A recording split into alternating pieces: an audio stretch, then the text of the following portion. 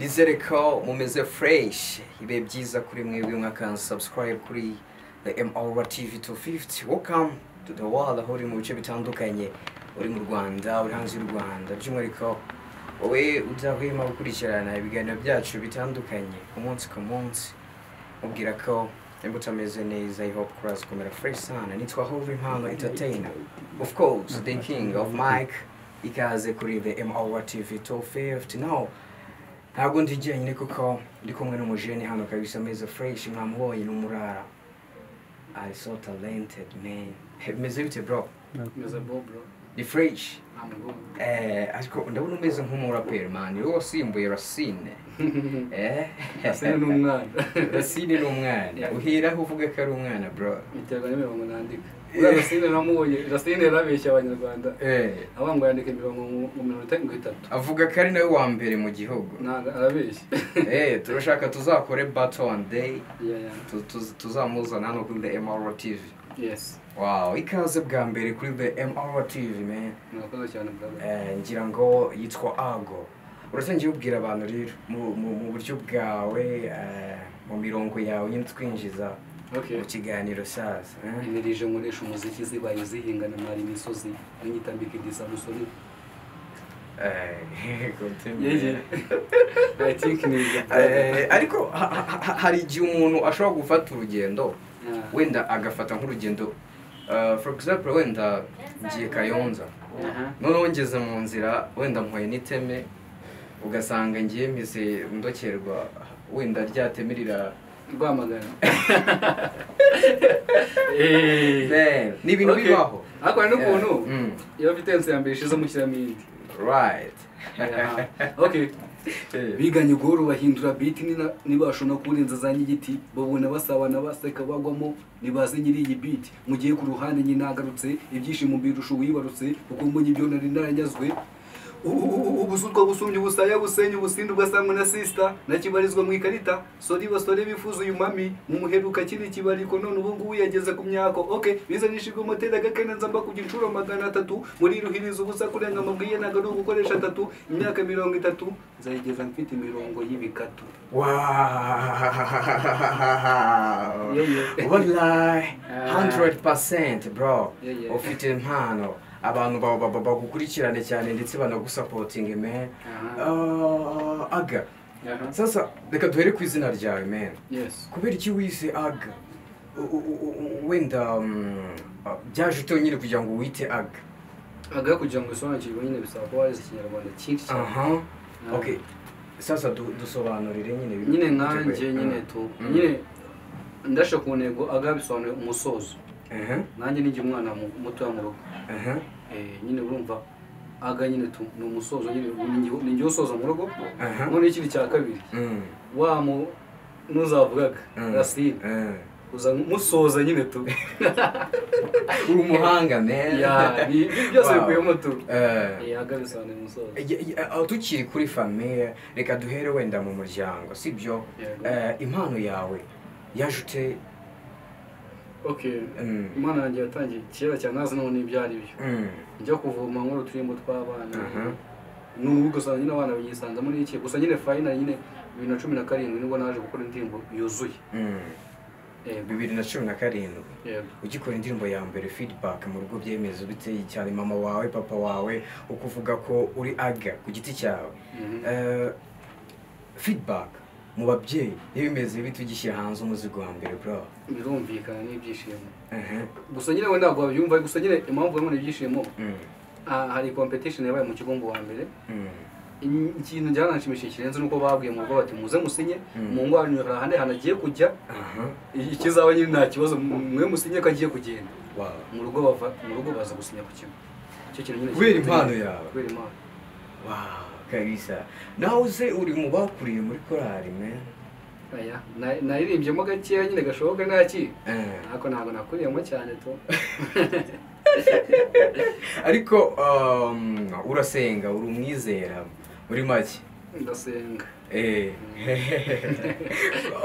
Tukiri aho ngaho ukivuga ko usenga, kubera iki nyine wahisemo secular music ntuhitemo gospel ukavuga ati sasa ngiyeho kugira ngo fate gospel music reka mfate Sekira why ufate urugendo rwo muri Sekira no kuvuga ati sasa ngenge kuririmbira isi nakuze nkurikira ba DFD ba Rubangura aribo bino minsi ba Sitax benshi cyane twa tuzi mwa kiragihe nyine hari benshi twa ba Brooks Melody ba The Band ba Medi mvuga ko aribo bantu nyine twese twakuze twumva muri kiragihe kabisa kuri ba Jay Polly banyakwigenda kuki wahisemo kuririmbira isi utahisemo kuririmba nyine ngo uri imbere y'indirimbo z'Imana okay umuraperi wabayeho mu Rwanda n'ubu nyine sinzi nimba kiriho cyangwa atakiriho gusa nyine ngiye neza agakiro sibyo Jay Polly yo mu wa mbere akanikurikira nanjye nakuze nkunda Jay Polly byadamye urumva ntabwo nari kujya kuririmba nka Israel mbonye kandi nkunda Jay Polly yego ntabwo yari gukunda nyine ukuvuga ngo niho wese ufata urugendo avuga ati sasa burya Jay Polly no nakwitse banyitaga Jay Polly nyine noneho ngira vuba atawujyana niyita Jay n'ubundi n'iki kandi wanyawari ngiye mwitaga noneho ndirimba hip hop ariko nyine respect nyine kuri Jay Polly kubera iki wahisemo kwita Aga yo wita Jay Aga yego birebeye cyane ntabwo ari kubona usobanura yego nawe nyine mfite ubusobanuro bwa Aga ariko nyine iyo nita Jay Aga ntabwo ari kuba nzi ngo bisobanuye wenda nk'abakunzi bakurikira MR TV right now cyo kumva uvuga ati wenda umfata nka role model we nispiraho nyakwigendera Jay ko wamufanaga nyine mutwibutse Imana ikomeze imwakire kabisa kugera kure mu buzima nshuti yanjye menya katari ko gupfa ibyo ubona amanywa nijoro bikubere nk'isomo kabisa respect Imana please okay tukiri ku muziki wawe muri rusange Aga yego urumva hanze aha ni ibintu bigoranye kujya muri studio ukeneye gukora video byose bifite quality hanze hase bimeze bite ufite umuntu uri kugusapotinga cyangwa ufite kwihiringa ku bajene nyine kujya muri za struggles Kigali hari abenshi tuganira by'umwihariko the upcoming artist uvuga ati wenda ndajya mu kiyede kugira ngo njye muri studio ndajya mu gikari kugira ngo njye muri studio ndakora ikintu runaka ndakora imirimo myinshi cyane y'amaboko kugira ngo njye muri studio sasa rwana ufite umuntu ugusapotinga cyangwa manager uvuga ati wenda sasa ntibiragoranye mu rubyiruko mwino minsi iyi mifungo yarabuze kandi nkeneye guha ibintu byiza cyane ufite umuntu ugufasha mwino minsi ikintu kiriho nta muntu ufite umfasha yego gusa nyine ntabwo kuvuga ngo nta muntu umfasha ntabwo nahita mvuga ngo ncitse intege ngo mise ndyama nyine ngo uvuge ngo nta muntu umfasha njyewe ubwanjye nshobora kwihiringa niyo natajya muri icyo kiyedi ngo nakore n'utundi duce nyine gake ariko nyine ikiyedi ntabwo ari cyo nyine abantu bose bajyamo yego guca ku ruhande ariko ntabwo nanjye ndavuze byinshi cyane ushobora gukora imirimo y'amaboko kugira ngo ujye muri studio kuko element ntabwo uzamushyira amasengesho ntabwo byakunda hari benshi ba Preskiz dufite aba producer benshi ba Talden na ba Muriro n'abandi aba producer rero baba bakeneye gukora ibintu bimeze fresh bimeze neza ntabwo rero bazakora ikintu cyiza utabahaye bya biceri ntabwo byakunda aka kanya umaze gushyira hanze ibihangano bingahe bro aka kanya maze gushyira hanze ibihangano bibiri gusa nyine ntabwo iri kuri channel yanjye umujama twari twashyize kuri channel yiwe yabaye umupolisi nyine icano nimba ari gushira sinzi ko byagenze yego noneho nyine biba ngombwa nyine ko bya bihangano nyine bikansohera na channel yiwe yarigurisha aha niho tugaragariza impano n'abandi barerereho urubyiruko muri rusange bafite kutubwira tukabazana hano tuba dufite abantu benshi cyane badukurikiye niyo mpamvu rero hano tuba duhari kugira ngo tugaragaze ibiturimo ufite ibihangano bibiri nk'uko wari ubivuze urateganya gushyira hanze ibindi bihangano ryari muri rusange ubu ngubu turi mu kwa 11 mu minsi mike nko mu kwa mbere ndashyira hanze indirimbo bagitega abanyarwanda byiteguye ashyira hanze indirimbo gusa muri aka kanya ntabwo nakubwira ngo ndirimba hip hop ngo ndirimbo ni bashyashya ndacyari nyine ndacyari nka karufani karufani ejo bundi niba wadukuze n'akantu ka muratungurwa turatungurwa nanjye rero right now yanashyize hanze ari kumwe na Kidumu Kibito yakabije inzozi nk'uko yabitangarije ibinyamakuru bitandukanye aka kanya muri rusange nk'uko nari mbivuze urateganya gushyira hanze igihangano mu kwezi kwa mbere ubonye manager cyangwa se Imana kublessinze ikavuga ati sasa aga nguhaye umugisha nguhaye management cyangwa se natwe tukagufasha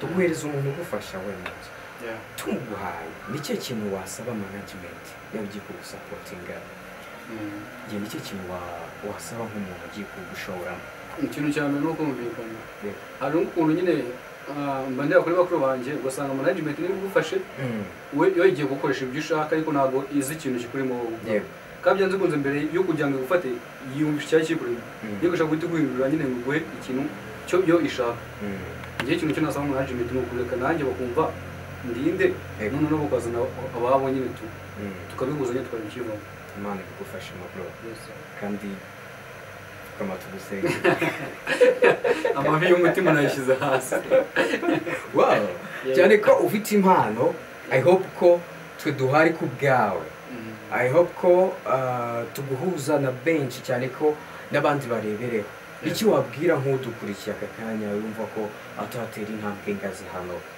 iki wamubwira umushobozi kuvuga nka murumuna wanjye si ngombwa murumuna wawe si ngombwa mukuru wawe nk'umuntu ukurikiye MR TV aka kanya arabona nimero hariya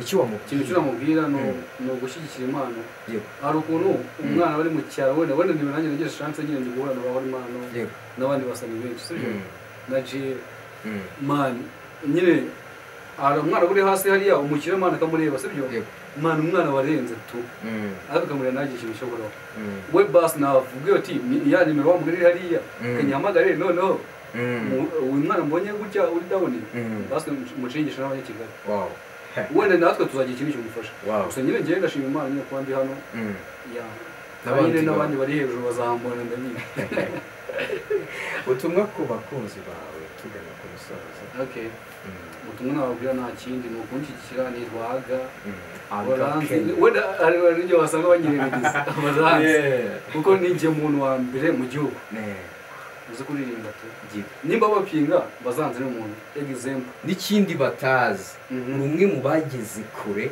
bitabiriye ama competition menshi bra ibyo ngibyo birarinze ninjye umuntu wagiye muri MTN wacu na muzika festival nza muri babiri ba mbere bahemba umwe ndasigara ninjye umuntu wagiye muri Art Rwanda ngira finally sibyo wemeza ndebemeza bari judges bose wow ninjye mari bro bakwitegeye ibintu bro banyitege gusa nawe nagenda n'abaririmbye bro nzishimira kuguhostinga hano uri kumwe n'abasini twe dutanga amanota me okay reka mbaririmbira akantu gato muhero ku munsi muherekeza icyo gihe wararize ndaguhoza benda guhoza wansezeranije kuza muri minsi mikeyi ikiniga kiranyica iyo mbyibutse nawundi ubona muntekerezo uretse wowe sinjye rota ugarutse kuri Kiss kuri Flash no ku Isango Star Radio wa Radio Rwanda n'izindi nyinshi yumva akaririmbo kanyuzemo zamenye kari wowe nkaririmbiye ntago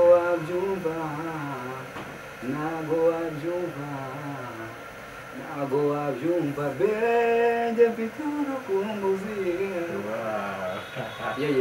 sasa uriyaminiye mu njyana zose abiwa Afrobeat na R&B guys ikintu mutanumvise umwe mu basizi dufite mu Rwanda bahagaze neza umwe mu bajene bigira confidence uramubwiye aka kanya yurira indege yarageze muri Amerika yarahageze ikindi ni umujene ufite impano mwumvise umuntu wifuza kumufasha umuntu wifuza gutanga any support ushaka gutanga kuri wowe kamufashe umuvandimwe kabisa bro thank you for coming wakoze cyane kuza kwitabira ubutumire bwanjye man kuri YouTube channel yanjye man uheruka nkiri iw'abana I know bati nyine nshimira n'abakunzi banje nyine abaje mu banze Imana bakewaye Imana Kayonza nyine tu yego ndabakunda baje mabi Kayonza respect mwebwe ndabizi Imana bashikije Imana ayije mbandi kuri radio ngeje kumva ngo yewe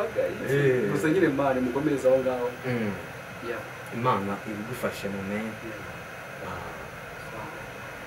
sasa Imana ibarinde naho ubutaha mu biganiro byacu bitandukanye kandi subscribe tukomeze kubana Imana ibarinde